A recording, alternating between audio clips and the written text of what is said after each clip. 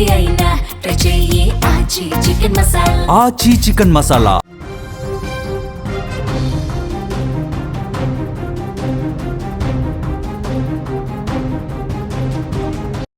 ఖమ్మం జిల్లా రఘునాథపాలెం మండలంలో ఉద్రిక్తత నెలకొంది. వి వెంకటాయపాలెం సమీపంలోని 60 ఎకరాల ప్రభుత్వ భూమిని స్వాధీనపరుచుకోవాలని కోర్టు ఉత్తర్వులు రావడంతో అధికారులు రంగంలోకి దిగారు. అక్కడ నివాసాలు ఏర్పరచుకున్నటువంటి గుడిసెలను జేసీబీల సహాయంతో తొలగిస్తున్నారు. దీంతో అధికారులు అక్కడ నివాసం ఉంటున్న వారిని అడ్డుకున్నారు అధికారులని. దీంతో స్థానికంగా ఒక్కసారిగా ఉద్రిక్త పరిస్థితులు అక్కడ నెలకొన్నాయి. అయితే కొన్ని నెలలుగా తాము ఇక్కడే నివాసాలు ఏర్పరచుకున్నామని, ఇప్పుడు ఎక్కడికి వెళ్లాలని స్థానికులు ఆవేదన వ్యక్తం చేస్తున్నారు. దీంతో పోలీసులతో వాగ్వాదానికి దిగారు. ఖాళీ చేయడానికి గడువు ఇవ్వాలని కోరుతున్నారు. ఖాళీ చేయాల్సిందేనని అధికారులు పట్టుబడుతున్నారు. పోలీసులు భారీగా మోహరించడంతో పరిస్థితి ఇప్పుడు ఒక్కసారిగా అక్కడ ఉద్రిక్తంగా మారింది. గత కొన్నేళ్లుగా ఈ 60 ఎకరాల భూదాన్ భూమిపైన వివాదం కొనసాగుతుంది.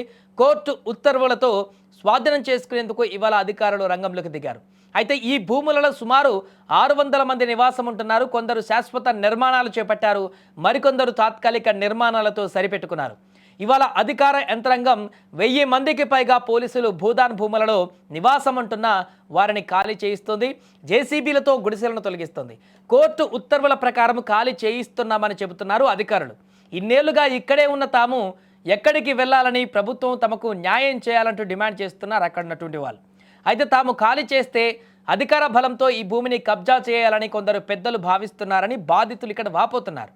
ఏదేమైనా కూడా అక్కడ నివసిస్తున్నటువంటి వారందరూ కూడా ఆల్ ఆఫ్ సడన్గా ఇల్లు కూల్చేసి మమ్మల్ని వెళ్ళిపోమంటే ఎక్కడికి వెళ్ళిపోతాం, కొంత సమయం ఇవ్వండి అంటూ కూడా వారు ఆవేదన వ్యక్తం చేస్తున్నటువంటి పరిస్థితి నెలకొంది. దీంతో అధికారులకు అడ్డుపడ్డారు. జేసీబీలతో ఇల్లు కూల్చుతున్నటువంటి గుడిసెలను తొలగిస్తున్నటువంటి సందర్భంలో జేసీబీలకు అడ్డుపడి కొంత ఉద్రిక్త వాతావరణానికి క్రియేట్ చేయడంతో పోలీసులు అక్కడ భారీగా మోహరించి వారిని తప్పించి ఈ యొక్క కార్యక్రమాన్ని అంతా కూడా పూర్తి చేస్తున్నారు. ఇళ్లను గుడిసెలను తొలగించి ఆ భూమిని ఆక్యుపై చేసుకునేటువంటి దిశగా అక్కడ ప్రయత్నాలు కొనసాగుతున్నాయి.